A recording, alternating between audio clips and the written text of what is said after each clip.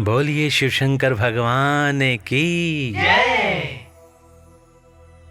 प्रिय भक्तों, श्री शिव महापुराण के रुद्र संहिता पंचम युद्ध खंड की अगली कथा है दुंदुभि निर्हराद नामक दैत्य का व्याघ्र रूप से शिव भक्त पर आक्रमण करने का विचार और शिव द्वारा उसका वध।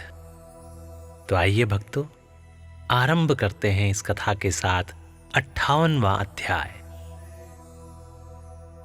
सनत कुमार जी कहते हैं, हे व्यास जी, अब मैं चंद्रमौली के उस चरित्र का वर्णन करूंगा जिसमें शंकर जी ने दुंदुभि निर्हराद नामक दैत्य को मारा था। तुम सावधान होकर श्रवण करो। दिति पुत्र महाबली हिरणाक्ष के विष्णु द्वारा मारे जाने पर दिति को बहुत दुख हुआ। तब देव शत्रु दुंदुभि निर्हराद ने उसको आश्वासन देकर यह निश्चय किया कि देवताओं के बल ब्राह्मण हैं। ब्राह्मण नष्ट हो जाएंगे तो यज्ञ नहीं होंगे, यज्ञ न होने पर देवता आहार न पाने से निर्बल हो जाएंगे। तब मैं उन पर सहज ही विजय पा लूंगा। यों विचार कर वह ब्राह्मणों को मारने लगा। ब्राह्मणों का प्रधान स्थान वाराणसी है। यह सोचकर वह काशी पहुंचा और वन में वनचर बनकर समिधा लेते हुए जल में जलचर बनकर स्नान करते हुए और रात में व्याघ्र बनकर सोते हुए ब्राह्मणों को खाने लगा। एक बार शिवरात्रि के अवसर पर एक भक्त अपनी पर्णशाला में देवादिदेव शंकर का पूजन करके ध्यानस्थ बैठा था। बलाभिमानी दैत्यराज दुंदुभि निर्हराद ने व्याघ्र का रूप धारण करके उसे खा जाने का विचार किया, परंतु वह भक्त दृढ़ चित्त से शिव दर्शन की लालसा लेकर ध्यान में तल्लीन हो रहा था। इसके लिए उसने पहले से ही मंत्र रूपी अस्त्र का विन्यास कर लिया था। इस कारण वह दैत्य उस पर आक्रमण करने में समर्थ नहीं हो सका। इधर सर्वव्यापी भगवान शंभू को उस दुष्ट रूप वाले दैत्य के अभिप्राय का पता लग गया। तब शंकर ने उसे मार डालने का विचार किया। इतने में ज्यों ही उस दैत्य ने व्याघ्र रूप से उस भक्त को अपना ग्रास बनाना चाहा, त्यों ही जगत की रक्षा के लिए मणि स्वरूप तथा भक्त रक्षण में कुशल बुद्धि वाले त्रिलोचन भगवान शंकर वहां प्रकट हो गए और उसे बगल में दबाकर उसके सिर पर वज्र से भी कठोर घूंसे से प्रहार किया।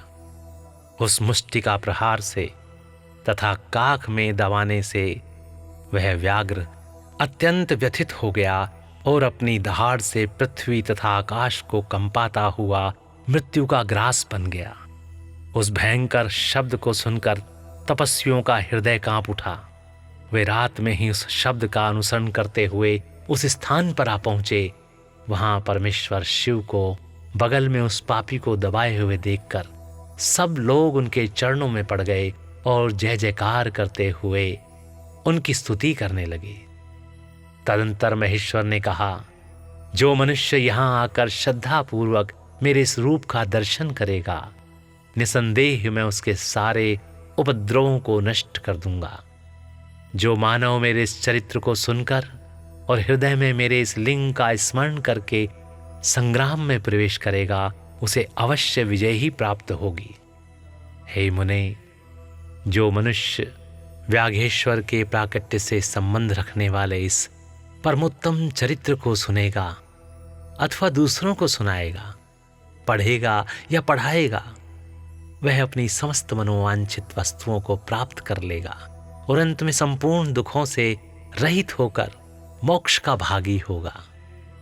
शिवलीला संबंधी अमृतमय अक्षरों से परिपूर्ण यह अनुपम आख्यान स्वर्ग, यश और आयु का देने वाला तथा पुत्र पौत्र की वृद्धि कराने वाला है। बोलिए शिव शंकर भगवान की जय।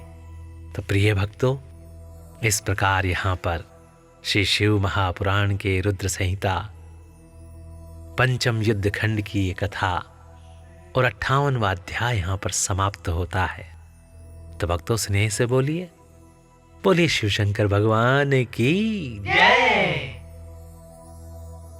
ओम नमः शिवाय।